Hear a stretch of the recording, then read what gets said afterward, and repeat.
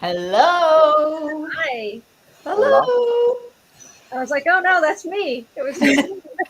Quick second. No, no, no. We are all here and we're waiting for Max Chester. Hopefully he will come. By the And to, way, his name is Cheshire. oh, Cheshire, like the Cheshire cat? I Okay. did. I'm like, I sent him this message. I'm like, Max, communication. Yeah, so he changed the okay, so it's Cheshire that which I would always remember because it's Tom. So we have two Cheshires now That's right. in the Cosmos verse. And we wanted to do a whole show about communication, about getting our points across, about relating to other people. And I was talking with my mother over lunch, and she said, you know, nobody asks anybody questions anymore. No one seems to be curious about anything anymore. And we have the whole Google at our disposal, and you can talk to people. And I said to her, you've noticed that too. I've been talking about this for years. I go entire weeks where no one asks me a question about anything. And I've been told that asking questions now is considered rude and that I should ask fewer questions. So now I'm trying to dial back my questioning of people because I don't, I thought that was a way of showing interest, of relating. Like usually I don't give a shit to be honest, but I thought that's like how you make people feel involved. And now I'm being told no, that's rude. It's like you're interrogating somebody. So maybe we can start by talking about questions and if not using questions, how do we find out more about people and how do we relate to people? That's what I want to know. I like questions. Do We you all know really? this. I like questions. I'm interested in people. I like to learn about people's journeys. I like to learn about different ideas and places and languages and just everything. Interests, hobbies, education. I just like to know. I could be a career student though. I really could be a career student. So for me, Yeah. questions are everything. Yeah. I was told, and we can get into this later, but I was told recently that it's rude to speak to people. I said it's so quiet in these waiting rooms. To this woman, when you go to like a doctor's office or something, it used to be everybody would chit chat, right? And Mm-hmm. now it's dead silence. Everybody's on their phone. And I said, it's so quiet in here. And I got nudged and told that it's rude to talk in the waiting room.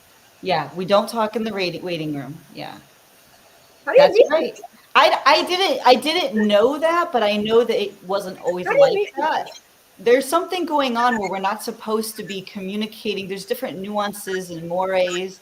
Like if you're waiting in line also, and also like having like a phone call, people don't like that if you're at a restaurant, if you're talking on the phone, but they don't mind if you're doing it with a person who's present with you.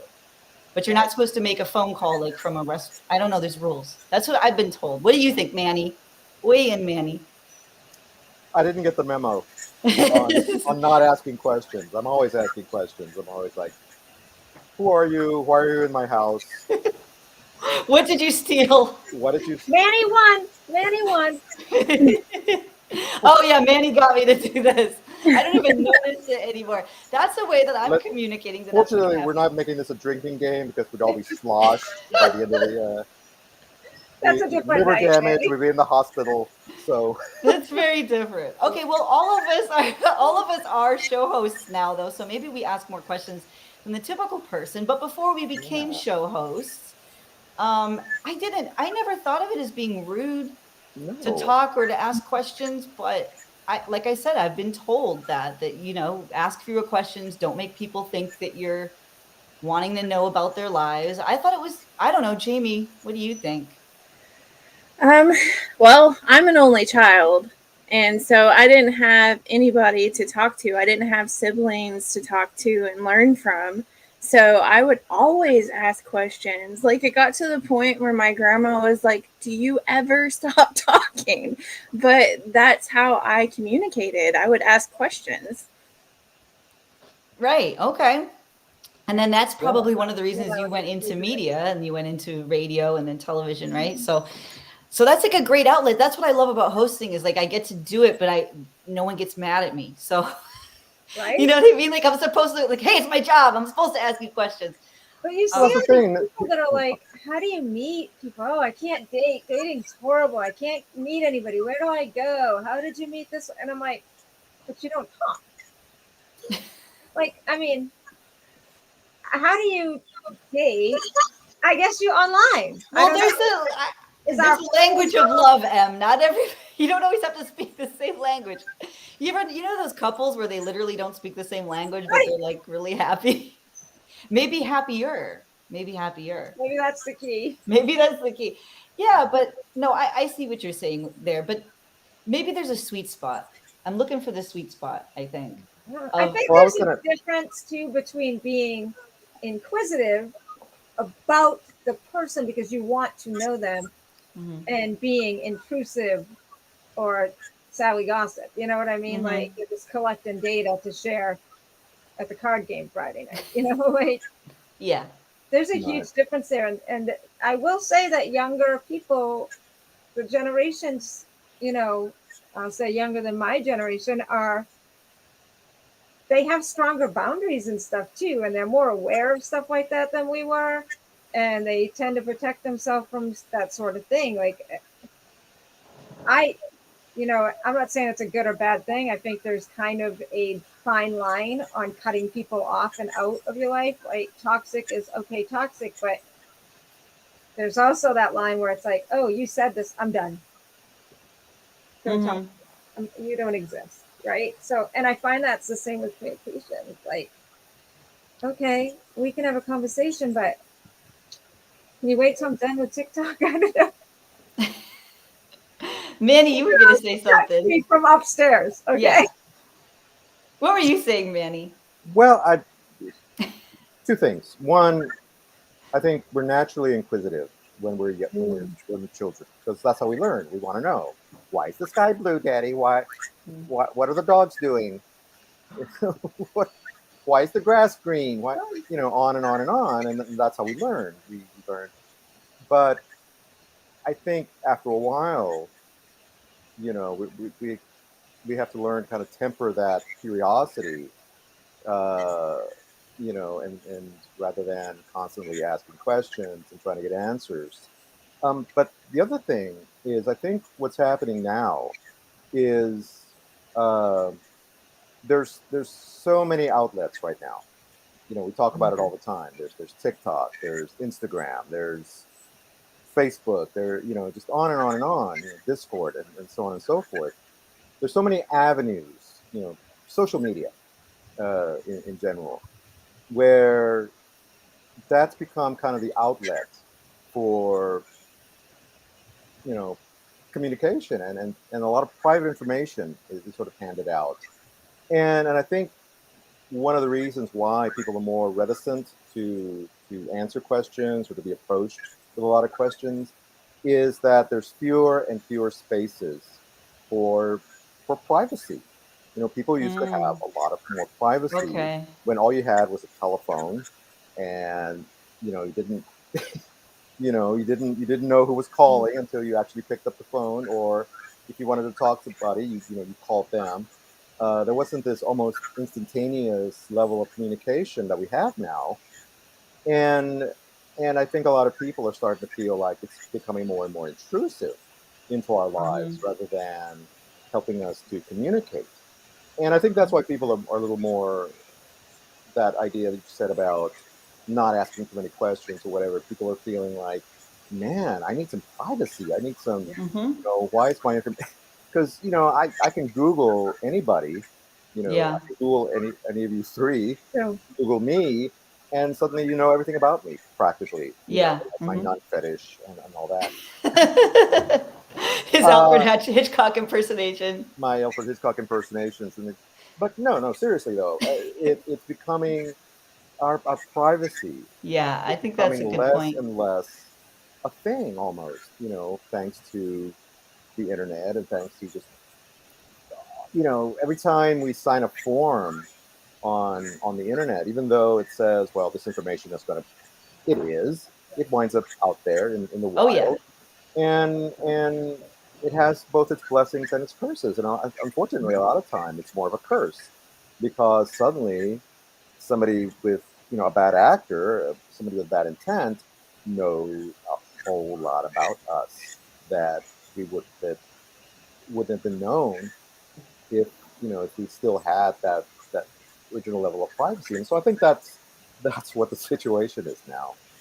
That actually makes total sense too with Mhm. what I was saying about waiting rooms, because nowadays, if you hold a conversation, somebody could be recording it and pasting it tomorrow night, and or oh, this woman was rude in the waiting room, even though you would just had a migraine and everybody was talking, whatever the Mhm. situation is.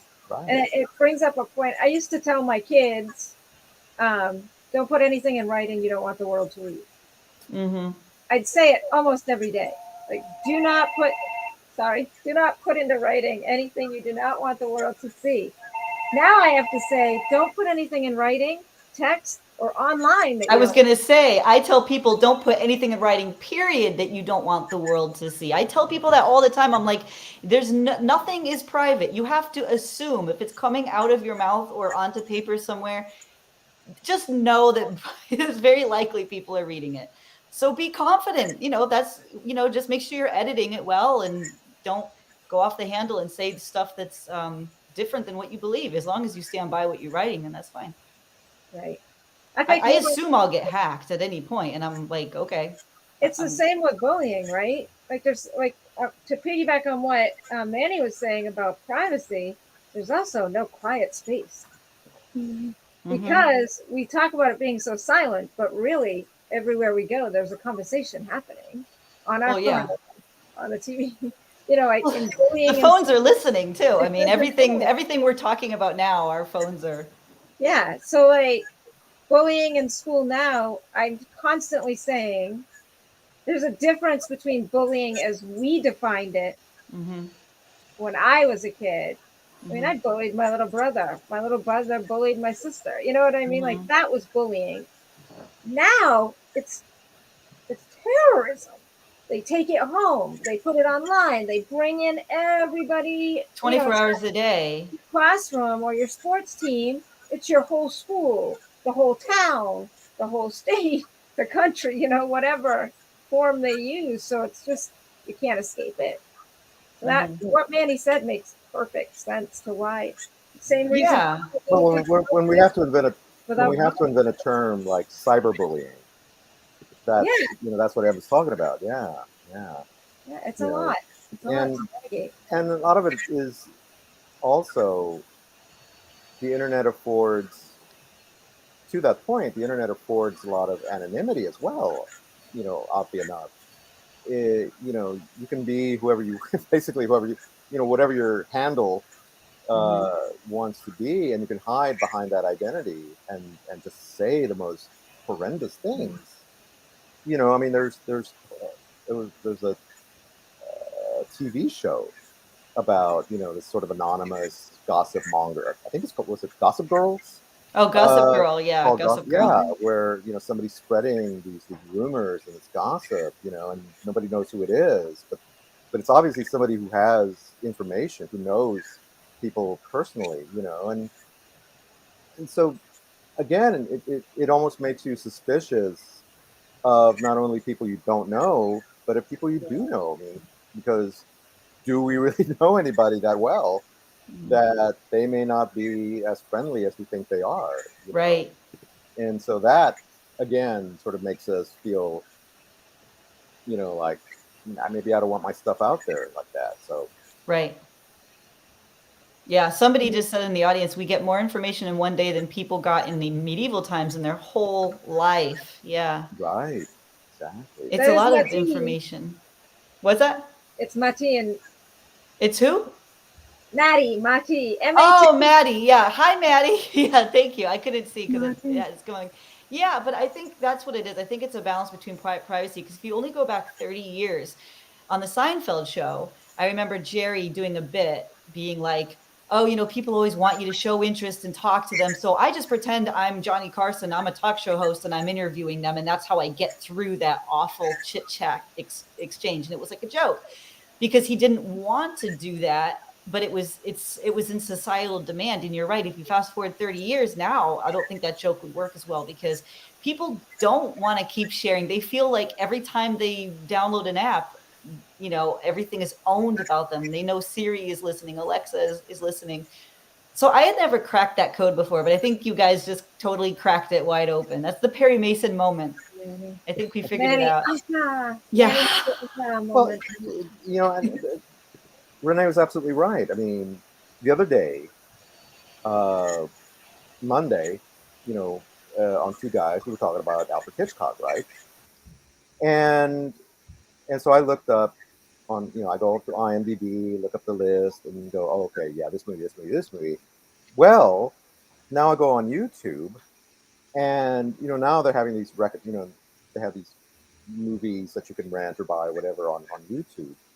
Well, now all of a sudden, all these Hitchcock movies have been popping up, Yeah. and I'm like, yeah, it's all They're linked together listening all now. the time. There's They're court all cases listening. about that Or too. when I'm sure all of you have known, if you go on Facebook and you look something up, and all of a sudden you start getting all these ads. It changes your ads. Yeah, a few weeks ago when I was doing research on Outside the Lines, and I looked up these two gentlemen who were very anti-trans, and all of a sudden on my TikTok, I'm getting all these right-wing Yeah, suddenly it talking heads, changes. and That's I'm like, scary. I didn't ask for any of these people, but it's like, oh, you clicked on this. Well, here's more stuff just like it. Since you apparently wanted more stuff, like, no, no, Right. I want to be able to pick and choose who I want to see on Right. my feeds, on my Facebook feeds and TikTok, whatever. But apparently, no, it's all about the algorithm. It's all about, we're going to show you what we think you might Yeah. like. And I'm like, no, I don't like that. I mean, I learned I a was lot. doing that for research. I was doing that to show how Yeah, bad they are. yeah, and Yeah. I mean, some of it's fascinating because they're like, wow, there are a lot of wackadoodles out there, and I apologize to anybody who might be, But of yeah, there's that anything ilk, you can but conceive it's is like, online. holy cow. The internet, talking about communication, the internet has connected people that once upon a time would have felt totally isolated in a good way or a bad way. Like if they're a hate group person, it's great that those people didn't realize there were other people out there, but it's also good if it's like you have healthy desires, but you have no one to share them with. You can find somebody in, Uruguay who shares that, and you can find someone in Uganda that shares that, and then you can all be a part of a group. Right. But in your daily life before the internet, you would have never met these people before. Yeah.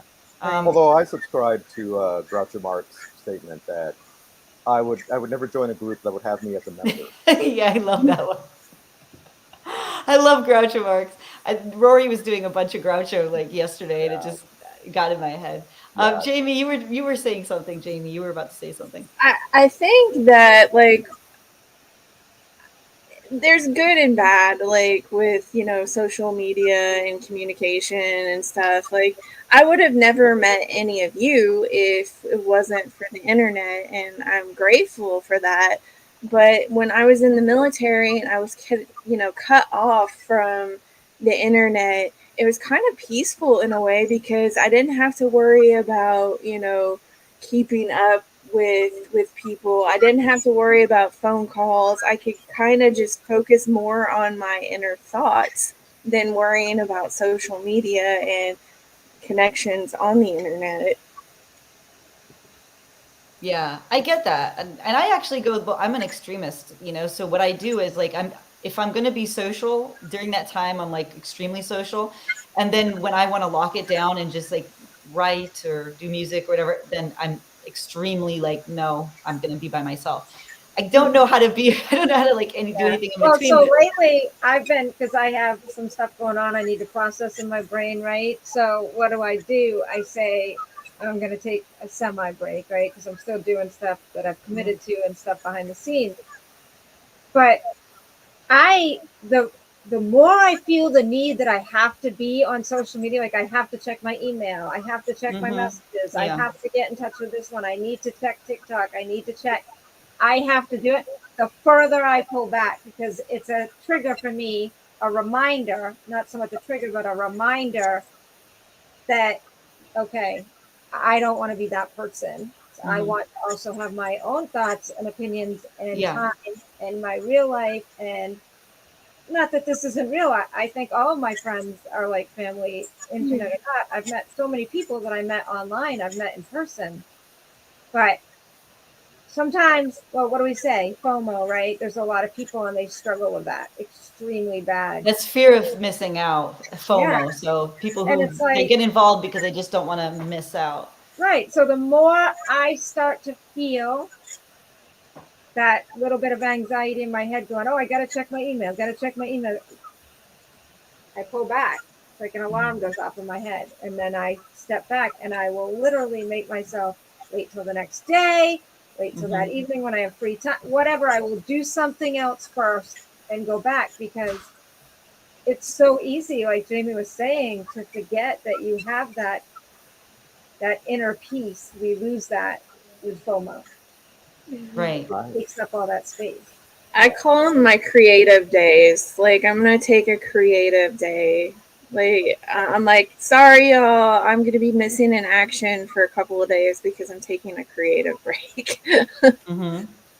Like, I have to focus on my artwork. Like, if I don't do artwork, then I'm stressed out. That's my therapy. And it's an extension of who I am. Like, I don't know anything else but, artwork and hosting shows and all that creative stuff. I don't know anything else. I think if you took that away from me, I would be a very awkward, stressed out individual. Yeah. Well, Absolutely. Care is in general right now in our country, especially since COVID, we're becoming very aware of how poorly we handle self-care. yeah. Well, I come from a slightly, I come from an older generation than all three of you, and I remember a time before the internet when home computers were not a thing. The internet was not a thing. We had telephones, we had television, we had record players, and that was it. And that was all we needed. If you wanted to meet people, we actually went outside. We met Mm-hmm. them at, we met them Yeah. at school, we met them at church, we met them wherever. We weren't on our devices 24/7, and I think that's so. It's also a bit of a generational thing. You know, these kids today. Yeah, I didn't have I a never wanted to be that guy. I never wanted to be that. Hey, get off my lawn. But seriously though, I didn't have a computer growing up either, Manny. So yeah, Neither did I. yeah, yeah. I mean, it's a fairly recent thing within the last 20, 30 years, maybe 40. Well, maybe not that far back, but still, and we didn't think a thing about it, and we were almost just as, now we worry about people getting kidnapped, kids being kidnapped and women being assaulted and all these horrible things that we never ever thought about when, at my age. I mean, we were outside playing until the street lights came on, and then we came home and ate supper, and every once in a while, mom might stick her head out. A mom stick her head out and, hey, Sarah, come inside or whatever, uh, or whoever they're calling out to, and the kids, well, mom's calling, I got to go home now. I mean, that was life then, and it was perfectly fine, and we had our little circle of friends, um, and maybe things, as Renee said, maybe things were a little bit better because now we can communicate with people, not just within our neighborhood, but in the world, and learn about other cultures and other people and so on. And so that's definitely a benefit. But there's always that downside. And that's unfortunate that there's always a downside to that technology. Uh, but we also forget that, like Jamie was saying, we can step away. We can get over that FOMO feeling and say, hey, you know what? I don't need to know what's going on Facebook. I don't need to know. I just need to do whatever it is that I need to do, and and we shouldn't feel guilty about it. I think a lot of people actually feel guilty, like, oh my god, I haven't checked my email. I haven't checked my. It's like it's going to be there. Yeah. Now, if I you're used running to that I'm way. sorry. No, go ahead. No, Well, I didn't mean to interrupt you. I just want to say this.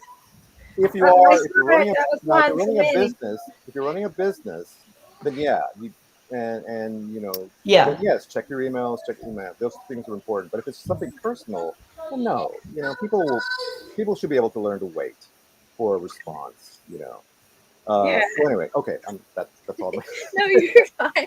I used to be that way. I used to, like, even with Cosmos, when I first became a show host with Cosmos, I was so afraid to step away from the computer for even a day because I'm like, I don't want to miss out on anything important because I'm a new host and I don't want to miss anything. Like, it was stressing me out. But then I'm like, you know what?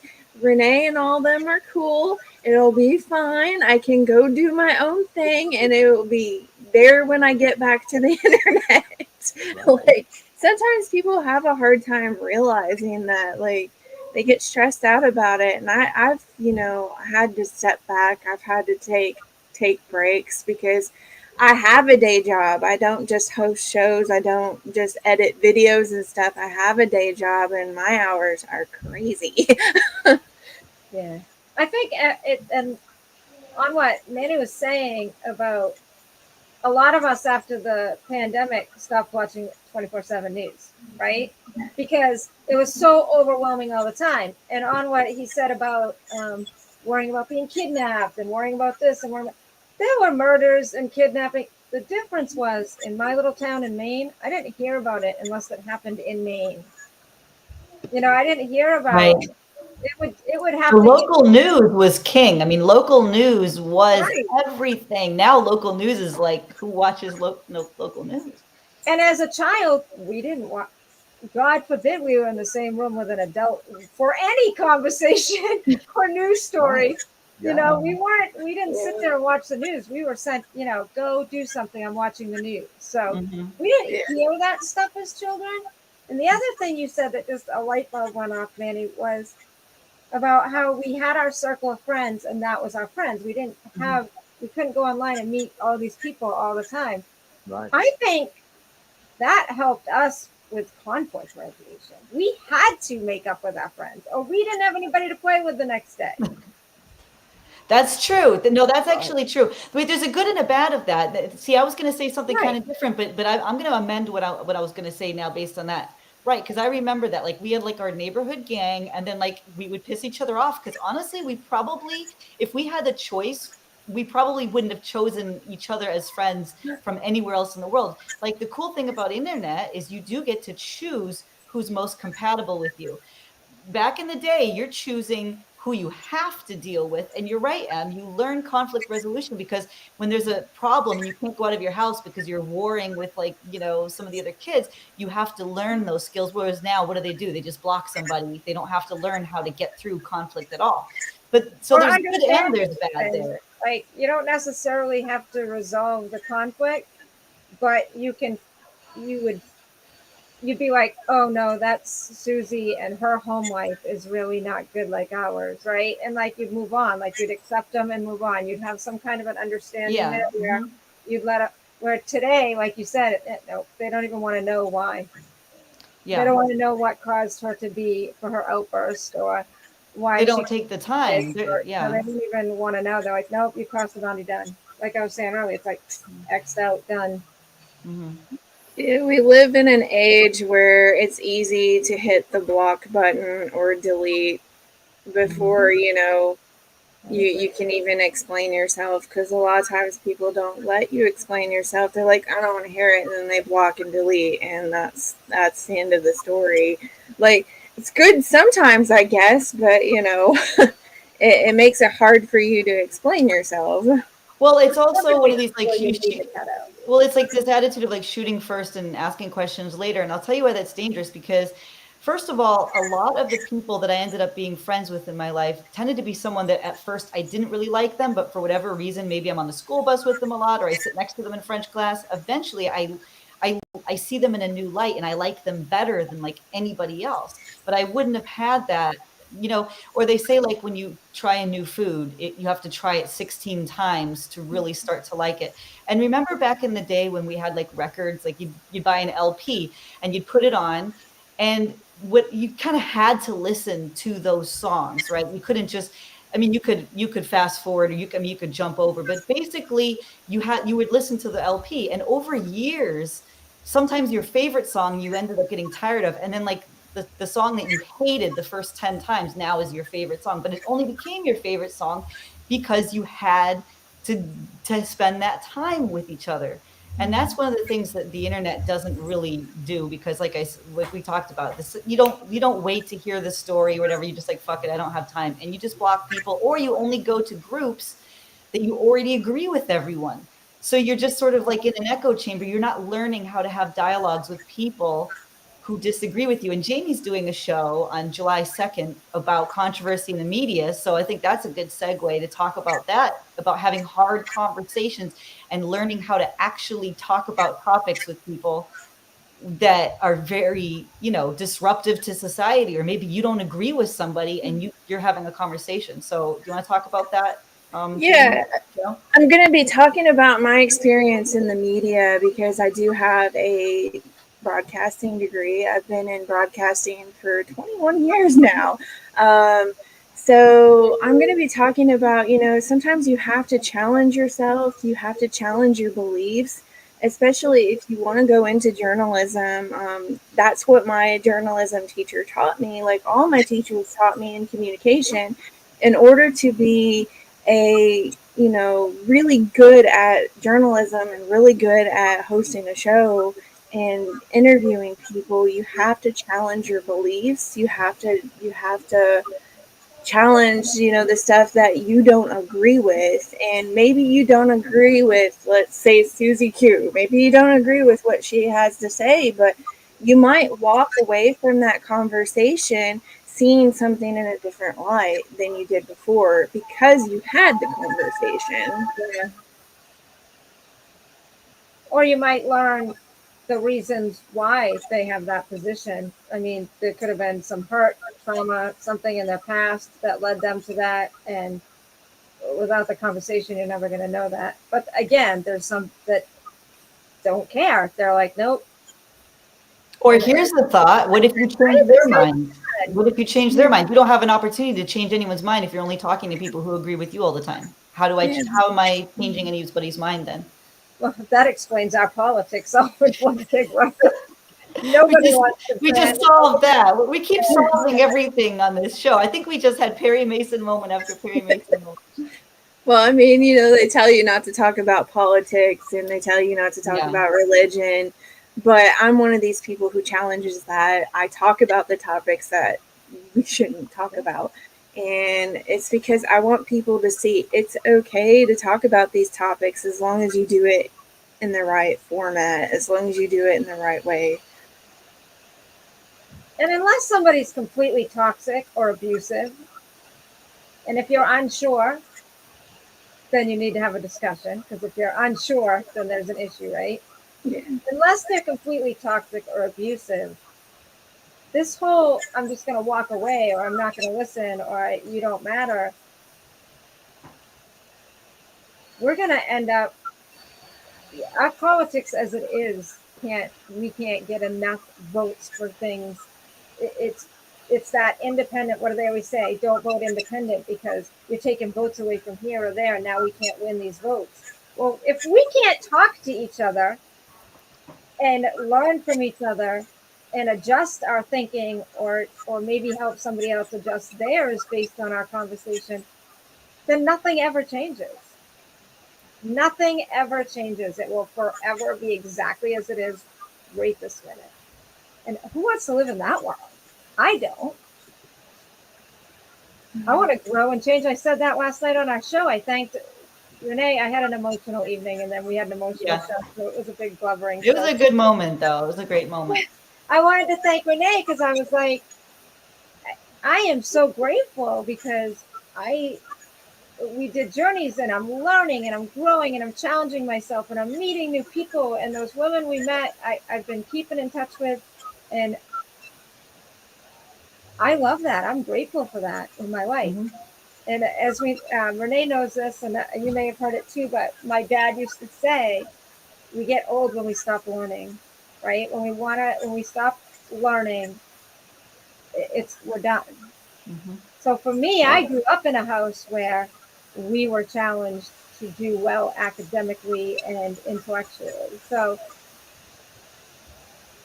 it's hard. It's hard. It's hard. It's a hard communication, and of course age and generations, and we were seen, not heard. So we raised our children to have a voice. You know, Gen X raised our children to have a voice because we weren't supposed to have a voice, but we were rebels and we yelled anyways. You know. I had a 7-year-old child tell me the other day, it was over lunch, and I'm trying to convince this 7-year-old to eat more of a certain thing. And he said, no, I'm good. And I said, well, maybe you want to try a little more of this. And he turned to me and he said, you can't control what I want. You can't control what I want. And I was going to like say something. And then I thought, good, you're right. I can't control what you want. It's Like, he so was hard setting to get the boundaries. balance. He was setting boundaries. And I thought, when I was 7, I know for a fact I would have never told an adult that. I would have died before I told an adult that. I wouldn't tell someone that now. Like, my boundaries are not anywhere near as firm as these kids. They know what they believe in themselves, and It's it's a hard different though for the generation. adult that has to raise them, because you're not raising children, you're raising them to be healthy, kind human Right. beings, You're right. adults, right? So if Mhm. it's your child and they don't ever want to eat nothing but a chicken nugget, you have to challenge that belief, Yeah, right? it's just They chicken can't nugget grow like up all with day long. that. I have a friend whose children only want to eat foods that are white. And she's like, at what age are they going to get that I'm going to enforce something different? They will only eat white foods, banana, breads, spaghetti. Yeah. Oh my goodness. But that's children trying to find their expression and who they are, Yes. but it is. It I was was deformation, Sandy. I was deformation. You get it's them told. definitely a lot harder for today's parents to find that Yeah. balance. Yeah. Yeah. Yeah, because you don't want to go so far in the other direction No either, matter right? what punishment you use, you're going to be criticized. It Yeah. doesn't matter. Moms, dad, we've all been judged, right? Our, parents are judged. We know this. So it doesn't matter what you do. If you use spanking, that's abusive. If you use, and I'm not saying what my opinions are. If you use timeout, then that's like isolation. You're not giving them a voice, and Hmm. on and Yeah. on and on. So it's hard to find that balance of what you can say and what. It's a lot. I do have to give it up for parents today. It's a lot to navigate. And to go off of that, you have to realize when, you know, to be the bigger person, like, I've literally apologized to my kids before. I'm like, you know what? I shouldn't have done it that way. I shouldn't have said it that way. You're right. Like you have to realize, that they're people Hmm. and that their feelings have meaning, and if you're wrong you have to be the bigger person and say, mom was wrong, man, I am so sorry. I've done that. I've grown up in a household where people didn't really apologize, even if they were in the wrong. So I want to raise my daughter to realize, hey, if I'm wrong, I'm going to apologize to you. I'll be the first to admit it. And, your feelings are valid. Hmm. Yeah, and I think like reminding people that their feelings are valid is good, because there's so much shame over our natural emotions, which other cultures don't really tend to have, but Americans have noticed. And like in America, it's really all about being kind of stoic, and you're not supposed to have extremes of emotion on either. But there's a young actor who went to his psychologist because he no longer wanted highs and lows. And that was the first thing he said to her. He said, look, I'm here because when I'm really upset, I'm really upset. When I'm really happy, I'm really happy. So can you just like put me in the middle? Like, I just want to be like that all the time. And she was like, that's the least healthy thing. Like, no, that will cause a problem. Like, you need to be feeling all of these emotions and not be terrified of having those extremes. Like, that's life and that's health. And he was like, really? Because it feels horrible. And she's like, yeah, you have to learn how to manage those emotions and like funnel that energy. And so he did this whole interview about it. And I thought of it and I thought, that really is how other cultures operate. You know, you see, like, if you go to Italy, you see people, ah, you know, and then they're happy again, and then they're really happy, and then they're like yelling at each other, and then they're really happy, you know, and that's fine. Everyone's different, but I think there's so much shame about, like, how many times have you felt guilty just because you were angry, or how many times did you feel guilty because you were lazy that day, or you said something and it didn't come off like perfectly, and then we just beat ourselves up like, ah, or like I overshared, oh no. Everything is like a catastrophe because of our emotions. Oh, I'm sad, so I'm ashamed of that. Oh, I'm angry. Oh, that's a bad thing. I shouldn't be. It's like we're human. I think it's, but then, like, to dissociate from your emotion is a real problem. It's like, if you are just always kind of numb, that's a problem. Like, if you're not paying attention, or if you're just always muting yourself and you're wrestling your emotions, I don't think that's a great, I've been told that's not a great way to live. I would love to see an episode with an equal number of men and women to talk about emotions, because we all struggle with emotions, but we were also all raised differently. At least we were. Nowadays, we're trying to raise, equal emotions and everything. But I have to say, even when my son was little, it was like, oh, okay. So what happened in my generation in my household was I went from one extreme to another. So instead of raising my son that he couldn't have emotions, it was like, and what does Linda Rose always say? When you go, like, something goes wrong, she'll go, oh, nope, we rub a little dirt on it and we move forward. Yeah. Right? That doesn't mean we don't deal with it. It means right now, in this moment, I have something I need to do, so we're going to do it, and then we're going to move forward. Yeah. Not always the right way. I don't know, because I'm not perfect. None of us are. And we're all learning and growing, and every child is different. But I do think, like, growing up, my brother had to be a boy. He had to be tough. Couldn't cry. If he cried, he'd be, what are you crying for? Suck it up. And if we cried, oh, you're emotional, go upstairs. Like, nobody talked it out with either of us, but the responses to our emotions were different. So nobody could have an emotion without leaving the room, but the responses to our emotion was different. Like, for my brother, toughen up. Right, of course. Yeah, of course. And so that would be an interesting conversation. That is interesting. We have one man here. So Manny, that's how you know he's a man. He's a Manny. What are men like, especially Texas, and especially being Hispanic, right? Like, my best friend is Brazilian, and he's always telling me how white people are so weird that we don't have these emotions, because in Brazil you're supposed to just get everything out all the time, and that's considered honorable. And so he has a problem. He doesn't like to spend time with, like, people who are American culture only, where they're not used to that, because then he'll be told he's so intense, he's, whatever. And he's like, no, y'all are just the weird ones. So I don't know if that, I know Brazil is totally different, but he lives in Florida now. So, but you're in Texas, so it's a whole different thing. But I know for him, in his culture, he even said, like, for men, it's encouraged to be emotional. Like, he's allowed to cry in public. He's allowed to hug other men. Like, that's considered masculine in his culture.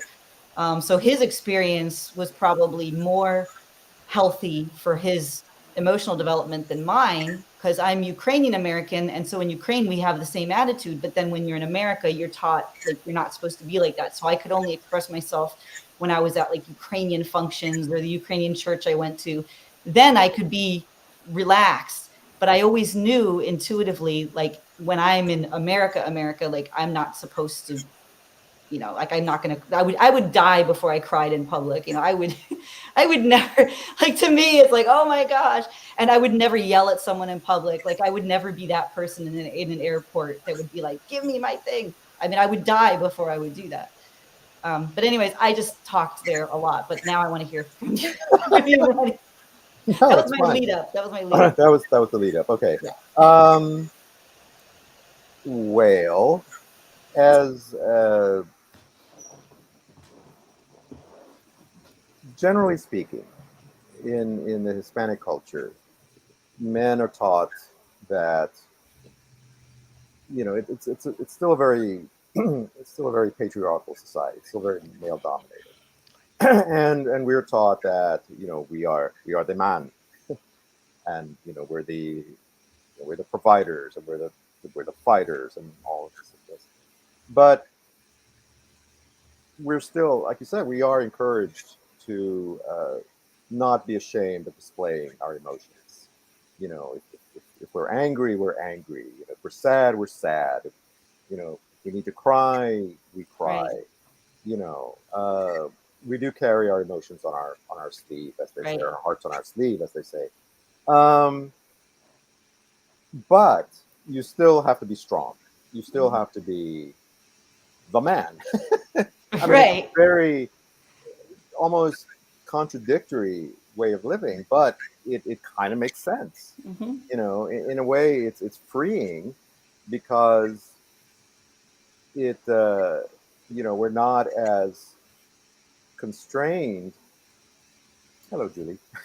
We're not as constrained by this feeling of, well, we've got to be stoic. We've got to be, we can't show that we're bleeding inside. It's like that line from Predator where Jesse Ventura gets shot and the guy says, "Hey, you're bleeding." He's like, "I don't have time to bleed." It's that kind of macho attitude. Yeah. I can't show weakness because Yeah. to show emotion in this culture is to show weakness. You know, and part of that, though, unfortunately, part of that is also a very misogynistic point of view, in that weakness is seen as a feminine trait. That's why Hmm. people say, "Wow, don't be a girl, don't be this, don't be," or they'll throw out the P word. Yeah. And if you're not, if you're not being, if you're even acting afraid or whatever of something, it's like, "Oh, don't be uh, and again, because femininity, or not femininity, but being feminine is seen as being weak, Right. and so that is That's a the premise that they're starting from. So everything right. they So believe is going to fall onto that. Yeah. masculinity is all about strength, and it's all about leadership. You Right. know, and really to boil it down, it's all about power. You Mm. know, if you're a man, you have power. If you're a woman, you don't, Hmm. and that's why there's that fear of appearing feminine. And I think that's also why it's also kind of the roots of sort of homophobia and transphobia and things like that, where people, men, cisgender men like myself, if we see somebody who isn't a representative of what we believe is masculinity, and I'm not saying we, I mean, I don't believe any of that, uh, or I don't subscribe to that kind of Hmm. view of masculinity, but there are people who do, and are very entrenched Oh yeah, in that absolutely. belief. And you were talking about earlier. Jaime was saying something about being able to look at other people's point of view, Mhm. and and that's easy for someone like for us to because we are. I'm assuming we're a little more open minded. We're a little more willing to look at another person's point of view. But unfortunately, there are people who are so entrenched in their belief, whether it's political, whether it's religious, whether it's social, whether it's sexual, whatever it is, they're so entrenched in that belief or that point of view that anything you throw at them, they'll bounce it back and say, "No, I don't believe that. That's not true. That's, you're wrong. You're, whatever." And so my question to the board then is, how do we, as people who do interviews, people who are hosts, people who just are a little more, I hate to say enlightened, but yeah, we're a little more enlightened. How do we get over that hump? How do we get them to say, "Hey, you know what? Just listen to me, please. Just I know you believe X, Y, Z, but have you ever considered A, B, C? Have you ever thought about the possibility that maybe there's another way of looking at things?" How do we do that? How do we communicate that? How do we get through to them? It's hard. I grew up in a home that was, both of my parents grew up in abusive homes, extremely abusive homes. I was blessed that my parents didn't carry that over. However, it was a very dysfunctional. They didn't have the tools.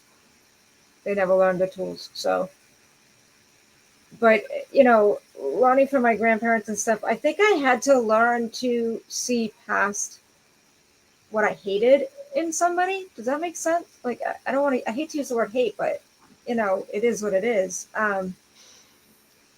My grandfather was extremely abusive and I hated that part of him. Right. But my grandmother was still married to him. He was my mother's father. I didn't need to be there. My parents wouldn't have me there when he was being abusive, but I still needed to be able to deal with this person in the room for holidays. And because what am I going to do? I'm a child, and my grandmother's there and my cousins and what have you. So I think I had to learn to look past just what I don't like in somebody when it comes down to somebody that has a major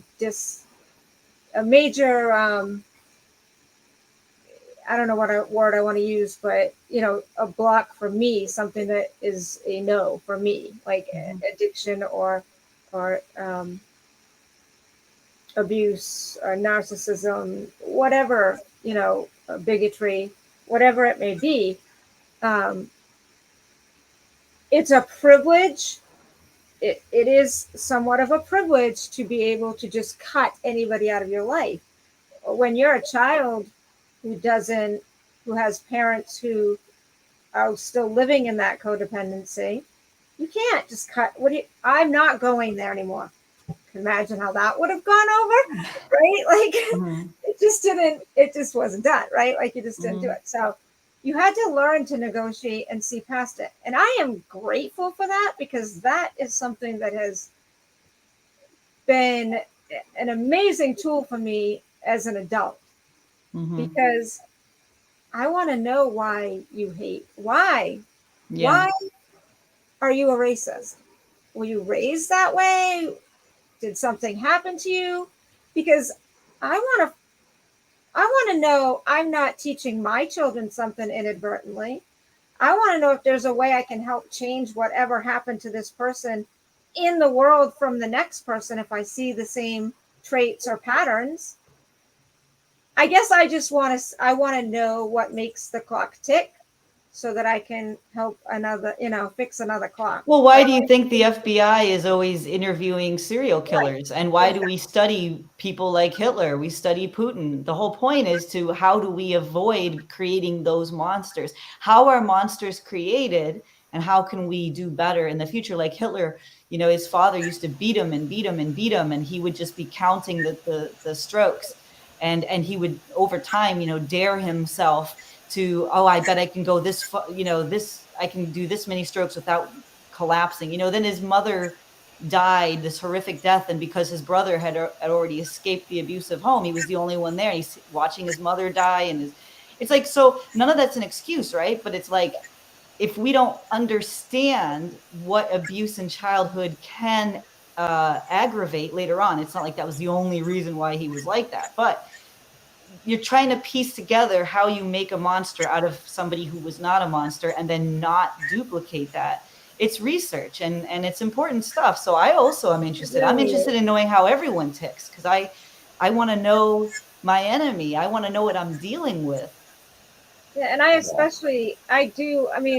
think we all know I don't mind confrontation. I don't mind conflict. I don't mind debates. I like the challenge of trying to figure something out in somebody else because ultimately I'm challenging something in me by doing that, right?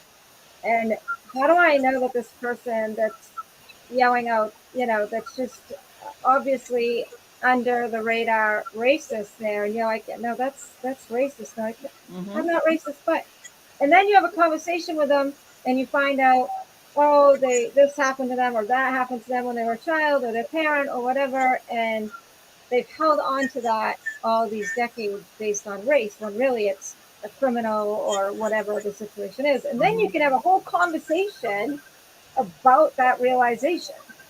Like we can have my phones are ringing. Sorry. We can have a whole conversation about that realization, and maybe, just maybe, you can spark something. And the other thing is, the next time something happens to somebody and they say anything that might be slightly related to it being blamed on the race, you can be like, you don't want to go there, like, because you're just going to be stuck there, and that's not what happened. Like, let's break it down further, right? And hopefully that doesn't happen to somebody else. So, although we may hate something in somebody, and like you said, it's no freaking excuse. It is no excuse. My uncle was in and out of prison. He was very abusive to his wife. He grew up with my grandfather. Yeah. So for me, I could see that, but it was never an excuse. I never gave him a free pass and such. But internally, I knew where that came from because I saw the hell that he went through. And it was pretty brutal. My mom's home was pretty brutal. So, to just be like closed mind, I don't know. I don't know what the answer is, as Manny was asking, but we have to find a way to communicate. We have to find a way. What do we say in politics? Reach across the aisle, right? Nobody wants to do that. Part of it is ego. Nobody wants to admit they might be wrong. They might have a chance to change their mind.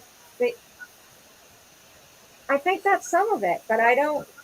And When I was 14, I saw a dead man walking, and that changed my life. And I wondered, how could people exist who are that evil? Are they human? Are they monsters? And like, who are they? So I started writing to death row prisoners. This is like the internet was just sort of coming along, but the internet wasn't there yet. So it's these like, correspondence. And then later I ended up visiting many death rows. Then I became a minister. Like, I would help with the female jail inmates. So I did a lot of jail work, and I did a lot of work with men who were about to be executed. I did physical hand to hand, like in Georgia, the way they do death row is there's no screen. They lock you in the place.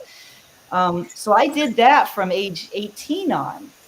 And that's why I went to law school. Then I go to law school, and I spent 2 years studying under the chief prosecutor of the UN. David Crane was my mentor. I was a reporter for Impunity Watch, and I studied atrocity law, international law, genocide law for 2 years.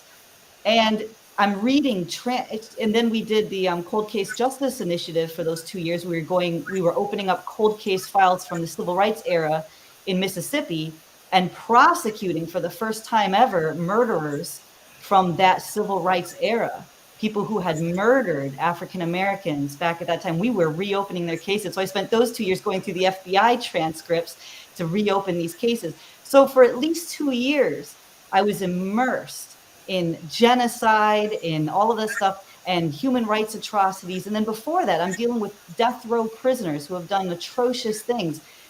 And I'm thinking, I'm praying with these people. I'm disagreeing with these people. I'm agreeing with these people. I'm there right after their suicide attempts and talking to them about the marks on their neck. I'm like 18 years old. And I'm thinking, people can't talk to someone they don't agree with? Are you kidding me? I spent my whole life being around people I don't agree with and who probably wanted to kill me half the time. Yeah. And now, or did something. Of course, I don't sign off on what they did, but aren't you interested? And aren't you interested in changing somebody's heart? And of course, I felt many times that I had changed somebody's hearts. When I was working with women who were in the jail, they're there on misdemeanors. They're getting right back out and they're doing the same things again. I want to be able to have those dialogues with them. I put my life on the line. I put my physical life on the line to get to the bottom of why are you like this? Why am I not like this? And what can I learn from you? Because I've got problems that you don't have. I have maybe some ethical problems that they would help me to shore up. I learned a lot about right and wrong from people that the society had discounted as being evil and, homeless, and let's not talk to. And I would have deep conversations with these people and look at myself and say, I've got some growing up to do. I've got to learn how to do better. Because people who have been to that extreme of society often know the most about ethics. They know what it takes to really break a human soul. Yeah. And I was talking to them and they would share with me because no one else wanted to talk with them. Nobody. So for me, I'm always like, okay, this person voted this way and this person voted that way, and you have to sit them on different ends of the wedding, party because they can't possibly be in the same room. And I'm thinking, what was I doing? What were the Kennedys doing meeting with Sirhan Sirhan? What are all of these family members doing who go and they visit face to face, or they help out the person that killed their beloved, like person? It happens every single day. And I don't expect anyone to, I don't know if I could do something like that, but I know that if you can't even have a conversation with someone who doesn't agree with everything you agree with on like a political stage or whatever, I have no idea how you get to that next level. So I'm the wrong person to talk to about that stuff. I mean, when I did activism, we used to go and we would march, we would get spit on and you get yelled at, and you've got to engage someone. You might have like 2.8 seconds as they're driving by spitting on you to be like, the death penalty is really bad. You don't want to do that. I don't know. And I grew up also with my friends. I never agreed with my friends on a damn thing ever. We all came from different backgrounds entirely. I never remember agreeing with anyone on anything. And we were friends and we would eat lunch together. And I don't know. I think we're getting a little too on this niche. part. But somebody in the comments had brought up like being in narcissistic relationships, and nobody's saying that you stay in that. Okay, so what I'm saying, like when I was talking about my parents and staying in the family, is my grandmother chose to stay with my grandfather. So she was alone with no driver's license, nothing. So if my parents had cut him off, my grandmother would have been alone in that house with her 2 young kids being abused and totally cut off from the world. So there's always something. Nobody's saying if you're in an abusive relationship that you have to find understanding. That's not what we're saying at all. There was never going to be any understanding or deep, rich relationship with my grandfather. It would have never happened because there was too much that happened. So that was that. I had to find a way to stay in that situation. So like Jaime, I know you had a situation with somebody who was narcissistic too. So maybe you can speak on that to them a little bit, because I think that. Yeah, Julie had mentioned narcissistic abuse. Mm-hmm. And I don't think I'm saying you never can have to cut people out. There are going to be people who you have to cut out. Well, yeah, if somebody's abused, I mean, that's why I always try to say, like, everything we're talking about, please, if anybody is being emotionally abused, psychologically abused, if you're being isolated, if you're being physically abused, no, you get out immediately, and then you can ask questions later from a distance if you need that type of stuff. But no, do not ever take that. And I'm talking about like just getting along with people generally, right, that you have to get along with, who are not abusing you. They're just different than you. There's a difference between someone being different than you and someone targeting you to be a fucking asshole. And there's a huge difference. Yeah. And what you were saying about prisoners, imagine if we just put them in our cell and lock the door. And nobody ever went in and spoke to them. We slid a tray and that's it. Nothing. Nobody spoke to them, nothing. We went and cleaned them out when they died, right? Yes. We wouldn't have found half the victims' bodies that we found. So you have to be able to work with them. They're in society. Wouldn't understand how to capture criminals. I mean, we wouldn't have all the personality and information data that we have that they use to profile and find these people before they kill. There's so much benefit to learning. And when we challenge somebody else's beliefs, we're not challenging them to change their mind. Like if I'm going into a conversation or an interview, I'm not there to change your mind. I'm there to enlighten myself and maybe find some better understanding for myself. And whether or not I, at the end, agree with you, don't agree with you, walk a path with you to maybe find better understanding or walk away is to be determined. Yeah. And particularly, just the last thing I'll say about prisoners is death row inmates aside, and then the very small percentage of prisoners who happen to have real life without parole situations, which most people don't. Everybody else, they're getting out and they're coming to your neighborhood. And if they are worse off than when they came in, we've got to do this all over again. And imagine no redemption. Who wants to live in a world with no redemption? I want to live in a world of no redemption. We're going to do a whole Julian. Julian is amazing. He just won another award the other night. It's amazing. He went to prison. He went to Rikers Island. He robbed a bank. He was not a good guy. He says that. So imagine if the whole world just locked him up, threw away the key, and nobody ever spoke to him again. He's been clean 27 years, I think, this year, and doing amazing works. We have to have redemption in our world. We have to. But anyways, I wanted Jaime to be able to speak on the Yeah, sorry. We both talked over Jaime. Well, I seen that message that Sandy had said lots of people attend church that don't even follow the religion. And I was going to bring that up. Like, I'm not Catholic, and I went to a Catholic university because I wanted to immerse myself in a different religion, and I wanted to learn. And one of the courses that we had to take there, we had to take theology class because it was a religious university.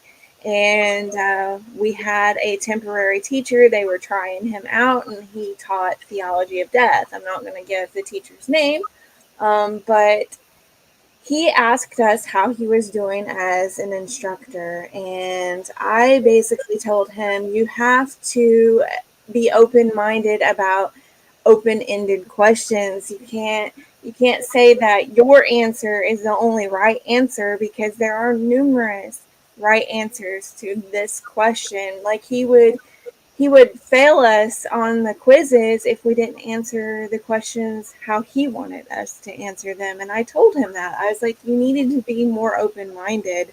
You need to accept more answers to your questions than how you would answer it. Yeah, I mean, that's the thing. When somebody, they always say, like, when somebody comes across as so confident, you have to be distrustful of that. You have to question authority, because whenever someone comes out and they say, this is absolutely the way it is always, and they're using extreme language like that, no, they probably are lacking some nuance in there, and they're probably not having that open-minded mindset. I have the tendency to shut off anything else that they have to say after that point. Like, just because I'm like, you come out here, nope, this is how it is, then, I have the tendency to quit listening after that point.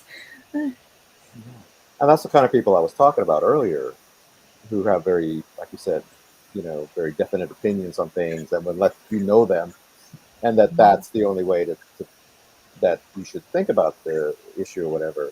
But I just want to comment on what y'all are saying, especially what Em said, and what Renee was talking about, and kind of boil it down to a very simple statement, and that is that hurt people hurt people. Whether it's M's grandfather or those prisoners that Renee was talking about, these are people who have hurt themselves at some point in their life, whether they were abused, whether they got into drugs, whether they were homeless, whatever their situation was. There is some reason why now they're in that situation, or why they act the way they do. My grandfather wasn't as extreme as maybe M's was, but he was very emotional. He was a very emotional person, very quick to anger, unfortunately, and he did yell a lot, and he did, but he was never abusive, never physically abusive. But he would say some very hurtful things to you if he was mad at you. And God bless my grandmother. Somehow she, like, she wouldn't put up with it. I mean, she fought back if he started getting abusive, verbally abusive. But at the same time, he was also very quick to be generous, to laugh, to be kind. He'd help a stranger out if need be. So there was these two extremes of emotions. And me growing up in the middle of all that, because I was raised by my grandparents, me growing up in that situation, I think I really took more after my grandmother, who was a little more even keeled, who was a little more, I don't want to say nurturing, but definitely not as emotional, or got as, um, as my grandfather did, and I think that's kind of I internalized that,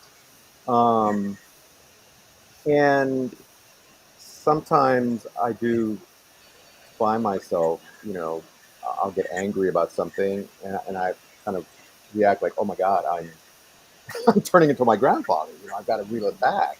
Mm-hmm. You Oh know, yeah. because I know that I could very easily get out of control. Um, and but also, I think what's also helped me is having a good sense of humor and having like I said, being more like my grandmother. Um,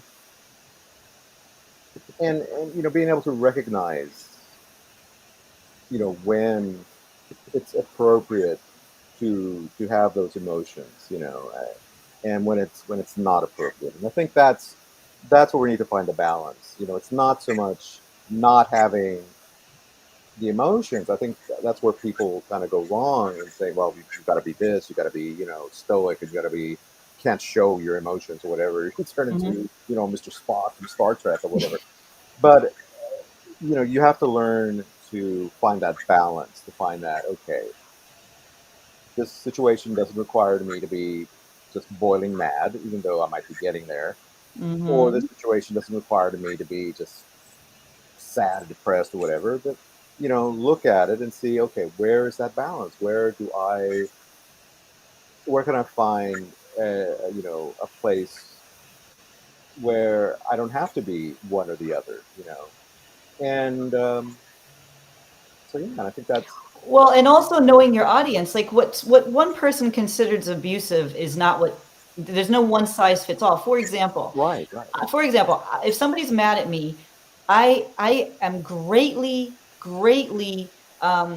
trusting and calm if they yell at me, because to me, I'm seeing it. I'm not afraid of them. I know, I'm not talking about a weirdo on the street. I'm talking about someone I know and love. I prefer that because I feel like now we're getting it all out, and I'll be very calm, and I never feel scared or anything. What really is abusive to me is the silent treatment. Silent treatment to Mm, me causes me to go yes. into a panic. It causes my autoimmune disease to flare. And then there's no end to it, and I can't see what I'm wrestling with. I'm a fixer, so like if I have something in front of me, we can talk it out. Okay, tell me all the worst of it. I'll say, tell me the worst of it. Like, I'm not going to get offended by what you're saying in this moment, but I'm going to really suffer if you just close the door and you go off for a week and you're nursing your wounds or whatever, which might work for you. But for me, that is highly abusive, and I experience that as physical harm. Mm, Other people are the exact opposite. I have friends who are like, no, no, no, like, Yeah. don't yell at me. If you yell at me, I will freak out. Like, you better just be quiet and deal with it on your own, and you come talk to me because everyone's different. So I think it's also about knowing the people that you're communicating with. And if yeah. you are angry with them, being able to say, in a language they understand, where they feel honored. And if you don't know them well enough yet, you can even just ask them, like, okay, where's your safety zone? What's your comfort zone here? I need to tell you some things that I'm displeased about. What works better for you? Do you want me to not talk to you about it because you're in a bad space right now? Do you want to talk it out? Like, just ask, maybe, if you don't know the person, but try to honor and respect their comfort zone, but also at the same time realize that you being angry is a valid emotion, and you don't need to be ashamed that you are angry. Just try not to make it abusive for the people around. There's always, no matter what energy you have, whatever emotion you have, whatever energy you have, there's a healthy way of expressing it and dealing with it and validating it, and an unhealthy way. And I think it matters depending on the case, depending on the relationship, depending on what hour of night it is. I mean, you don't want to wake someone up at 3 a.m, they scream in their face. That's not nice, but you don't want to like leave for a week either, depending on the person. It just depends on the person. I think Right. there's a difference between venting Yeah. and yelling to get those emotions out, and venting. I'm okay with that too. And then we have a conversation after. That doesn't bother me at all. Let them get it out. Me too. I'm okay with that too. Not everyone is You're okay going with to it, come but into the I'm okay with that. conversation and immediately attack me, yelling and screaming, then you're going to get this. Back, you're done. If you want to That's vent, true. I'll listen to you vent Mhm. about the situation. But if you're going to attack me personally before we've even had a conversation, or I even know why you're mad, like what subject are we discussing? So I agree. You have to know the person. You have to understand. And we need to give a little grace. We have a conversations about generations a lot. And I hear a lot of people, even in my own family with siblings, angry that my parents might not have been better parents, or this one, and I'm just using us as an example. Mm-hmm. But my parents were a million times better than their parents. Right. And they didn't have the internet or support groups or mommy groups or education or parenting or, like they didn't have any of that like we do now. And even in the 80s that started. So I appreciate how far my parents came. I give them grace for the things that may not have been perfect. And I wasn't a perfect parent. And my children are not perfect parents, right? Like, so we all have to give grace a little bit too. Again, that is different than if you were physically or mentally, like severely abused. My parents did not abuse us. There was just a lot of communication issues and stuff because of how they were raised. So they tried to do their best, but they didn't know how to do it. So a lot of times my dad wasn't home because he was dealing with PTSD from Vietnam and PTSD from the way he grew up, and he didn't want to get into it because in that moment he couldn't, and he knew better. And so he just wasn't there a lot. Right. And when he was present. And I'm okay with that because I now as an adult realize what he was going through in those moments. And I'm grateful that he stepped out. Yeah. So it's just a matter, like you said, of we need to listen to each other. We need to read each other. We need to give a little grace sometimes. And other times, Absolutely. when it's done, it's done. I mean, we all have our own boundary that, is okay. I can't go any further with this. We're going to have to part ways. But Yeah. usually, and I'll quote Max, who's not here for this one. Maybe we can do a part 2 and include Max. But I remember Max saying on Journeys, he told us 99.9% of problems can be solved by communicating. But once you close that door, it's like Michael Jordan saying you miss 100% of the shots you don't take. Yeah. If you refuse to talk to someone, then just know you're not going to understand their point of view. You're not going to know their motivations. You're not going to know anything. And if you're okay with that, that's fine. And like I said, for me, I always say it's about investment. If I've invested decades of my life into you and I adore you, of course, I'm going to put a lot more effort in than if I just met you. If I just met you, I don't really care. I'm not going to invest time in figuring out your motivations. I got my own people that I care about, that I spend time with. But for me, I am interested in why somebody that I love and care for and respect is suddenly acting differently, or why are they grouchy, or why are they suddenly being disrespectful when they used to not be that way. I'm very highly motivated to figure out what's going on. Am I causing it? If I'm not causing it, how do I ameliorate this? And I'll be very understanding. And I can't imagine knowing someone longer than a few years and not having disagreements. I mean, if that's happened, you're with your clone, and that's weird. So for me, I like people who are different than I am. So I'm always very interested. I'm going to have a lot of debates and I'm going to have a lot of disagreements. But for me, that's part of the fascination. Some people don't like that. Some people are not. But that's the thing. It's like everybody is unique. But anyways, final thoughts, because we went over and we have off stage coming up at 8:00. So I'm going to run and get some dinner before I come back for that. But what are our final thoughts? And then I'm thinking we're going to want a part 2 with Max. I'm pretty sure. Yeah. So my final thought, based on what you just said, Renee, that comment that Max made, he had pretty much written his grandmother off. She wasn't supportive. She was borderline, she wasn't kind, right, about his whole situation. And he said now she's one of his biggest advocates and an advocate for others. This happens. This happens. Just that door. Had he thought he pretty much had written her off and was just going to be like smiling in the room when she was there, but not ever have a relationship, and who knows, once he became an adult, he may have, a couple of years later, whatever, he may have just walked away. But instead, he gave her grace, gave her space, and he accepted who she was and still wanted to love her. And now, and not everybody's going to decide that. And she wasn't being abusive or anything like that. And now look, not only does he have another advocate and have his grandmother back, she's an advocate for others. So I want to say this, and I'm so sorry to say this, but I would be remiss if I didn't mention this. I saw an interview with an ex-gangbanger and an ex-prisoner, and he's very young, and he had a horrible relationship with his father, which is why he went into gangs at age 12. And once he was released, he had a Protestant pastor, I think a Protestant pastor, talk to him through his mother, and he was so angry and he didn't want to talk to this guy.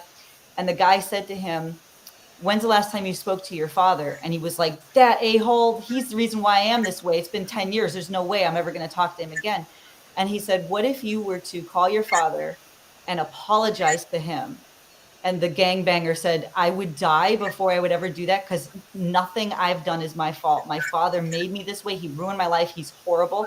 And the pastor said, "Well, I'm telling you, it's a step forward to get to peace." And for whatever reason, the gangbanger got curious and he said, "Well, let's see." He called his father. He said it took everything in his body to lie and say, "I'm sorry for whatever harm I've caused you in my life. I'm sorry." And he said the second he said that, his father started weeping and said, "No, no, no, I was the bad father. I just didn't know how to tell you." And he said now, after all those years, they go to lunch every day. They're best friends.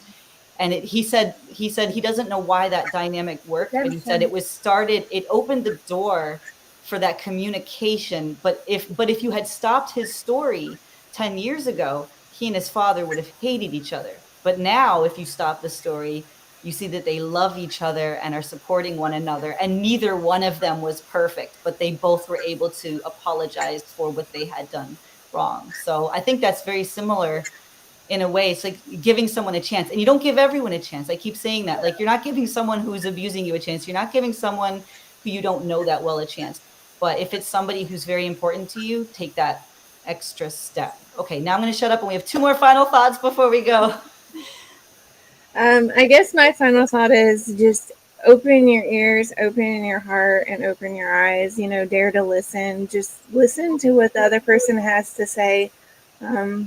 You know, there's a rhyme and reason to everything, and they need to be able to have a voice and tell you what's going on. Absolutely.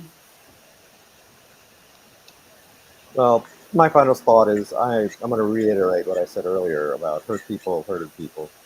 And, to kind of go off what Renee just said about the prisoner and the gangbanger and his father, that just illustrates the importance of communication, just like what we've been saying.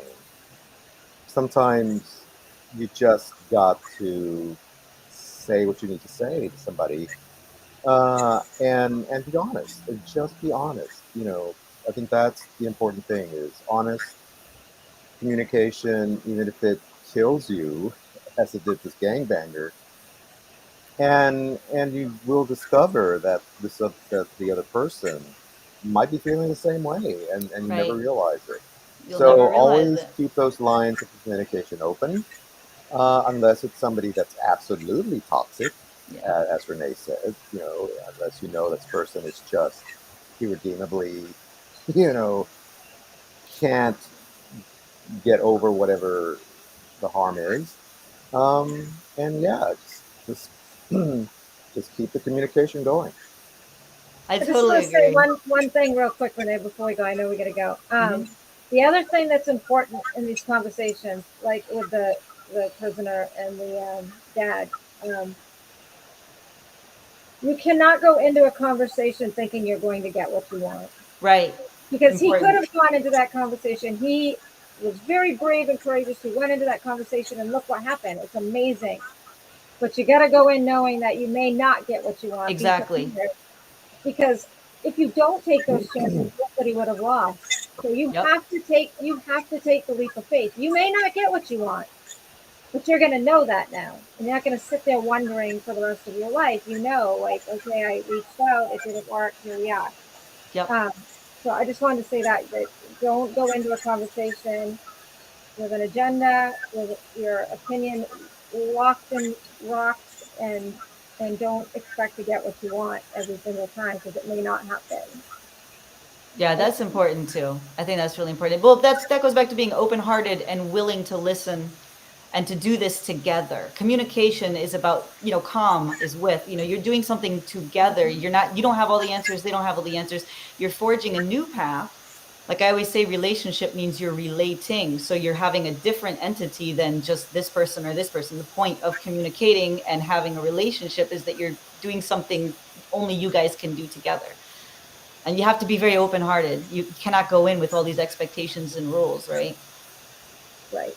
Right. Okay. Thank you, everybody, for being here. 8 o'clock, there'll be a live version of Offstage. And then 10:30 tonight, we're having Painting with Rory, Man of a Thousand Voices. All right. Good night, everybody.